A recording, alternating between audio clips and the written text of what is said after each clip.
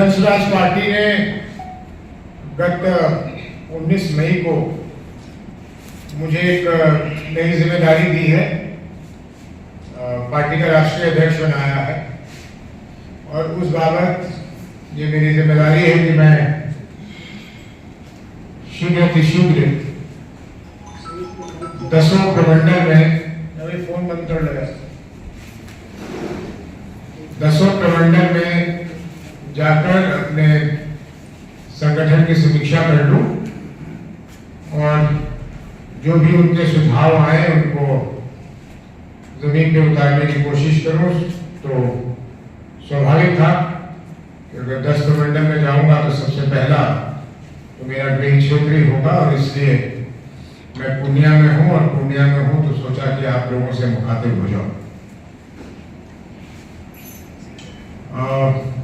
वैसे तो आप सभी लोगों से मुझे लगता है ज़्यादातर लोगों से हमारी 1-to-1 मीटिंग हो चुकी है। आप में से कुछ लोगों ने मेरा इंटरव्यू भी लिया है। मेरे पास अभी कुछ नया कहने को नहीं है। जनसुराज क्या चाहती है वो सब आप लोग जानते हैं। तो इसी बातों के साथ अगर कोई प्रश्न हो तो कृपया पूछें। भाई अगर प्रेस कॉन्फ्रेंस में भी आप लोग अपना फोन को ऑन रखिएगा तो कैसे चलेगा यार? तो ये अभी के प्रकरण पे मुझे बोलने की ना आवश्यकता है ना वो मेरे अधिकार क्षेत्र की बात है।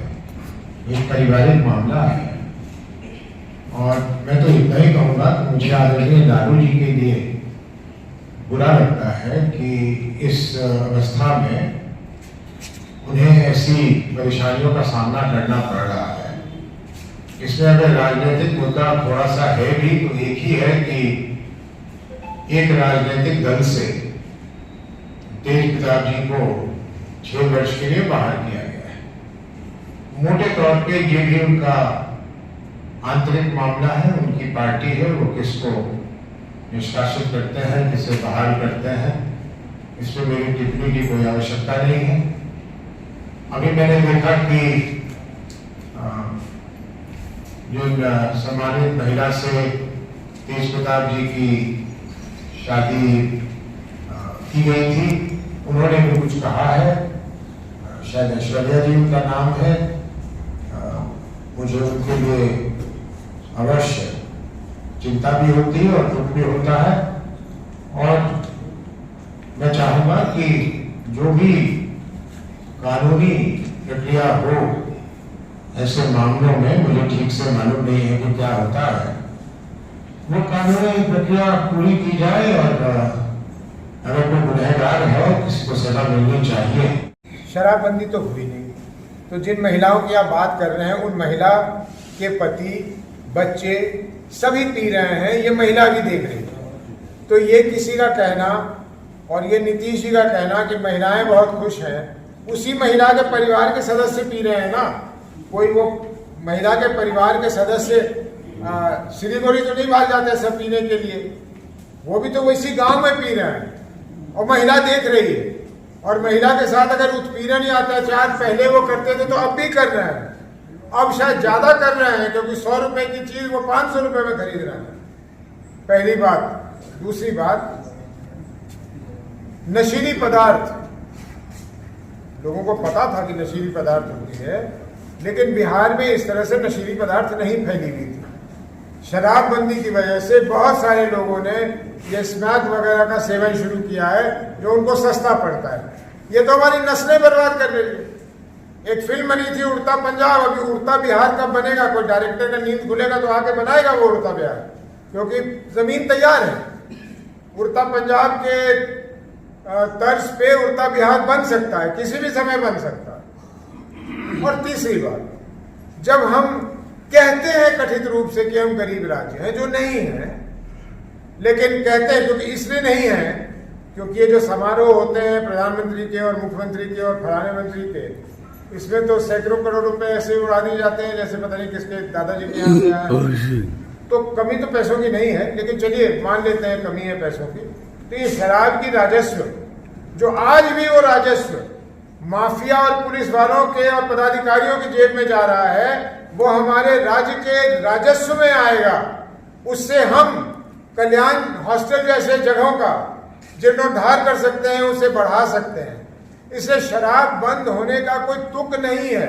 अगर है तो कहिए नीतीश जी को, या वो बहुत सीनियर है, नीतीश जी के किसी मंत्री को कहिए कि आके बहस कर ले कि शराबबंदी का एक लाभ गिना दें।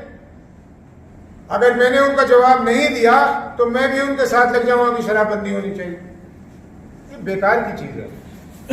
शताब्दी आला जो लोग गए हुए थे अभी बिहार बदलाव यात्रा के दौरान, तो कहा साहब शताब्दी आला पे जाने के समय में रोड के उस तरफ यूपी और रोड के इस तरफ बिहार, तो उन्होंने कहा कि जितने हमारे साथ गए थे उसमें से बहुत सारे लोग रोड के उधर जाकर शराब पी रहे थे, शराब पीकर वो इधर चले आएंगे। कहाँ पे शराब बंद हो गया? कहाँ बंद हो गया? ये क्या मिथ्या है? कोई शराब बंद नहीं हुआ। सर, आप तो कल्याण छात्रावास गए थे, लिफाफे में हम लोग को सूचना नहीं थी, इसलिए हम लोग नहीं जा पाए। नहीं, मैं चाहता भी नहीं था कि आप लोग जाएं। मैं कोई वो जो चिट्ठी लड़का दिखाया है कि जो पत्र मिला है सरकार से, चिट्ठी नहीं दिखाया, बोला है। नहीं चिट्ठी नहीं दिखाया, बोला है। उसने कहा कि लिखित में आना लिखित में जवाब है, लिखित में। तो वो लड़के का नाम विक्रम है।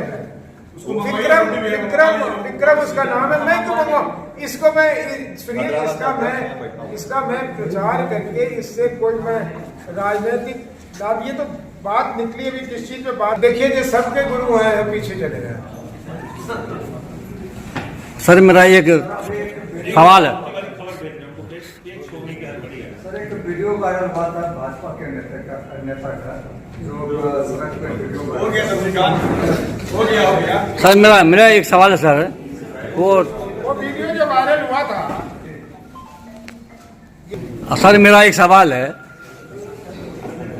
भारतीय जनता पार्टी के वजीर विजय शाह ने यह आरोप लगाया कर्नल सफिया कुरैशी पर कि वो आतंकवादियों की बहन है। इस संबंध में आप क्या कहना चाहेंगे?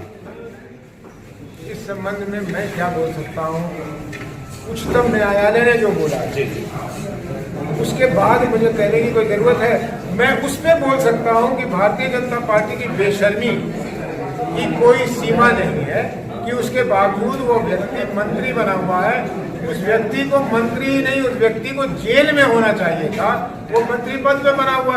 ये बीजेपी की, ये और बीजेपी के जो समर्थक आपके दर्शक हैं वो सुन रहे होंगे, तो मैं उनसे कह रहा हूँ कि आप अगर बीजेपी को एक वोट देंगे तो आप वैसे मंत्री का समर्थन कर रहे हैं जो हमारे देश की बहादुर सिपाही को वो अपमानित कर रहे हैं। भैया मेरा